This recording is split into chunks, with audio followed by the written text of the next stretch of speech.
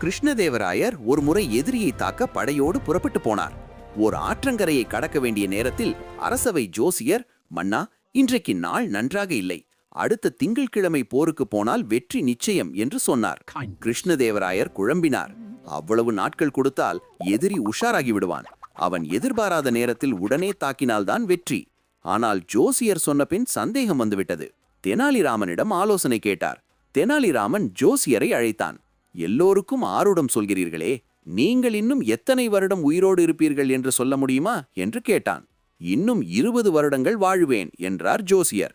தெனாலிராமன் சடக்கென்று வாளை உருவி அவர் கழுத்தில் பதித்து, இந்த வினாடியே உங்கள் ஆருடத்தை என்னால் பொய்யாக்க முடியுமா முடியாதா என்று கேட்டான். ஜோசியரின் விழிகள் அச்சத்தில் பிதுங்கின. முடியும் முடியும் என்று அலறினார். அவ்வளவுதான் மன்னா விதி, உங்களுக்கு எதிரான எந்த விதியையும் உங்களால் பொய்யாக்க முடியும் என்று புன்னகைத்தான் தெனாலிராமன்.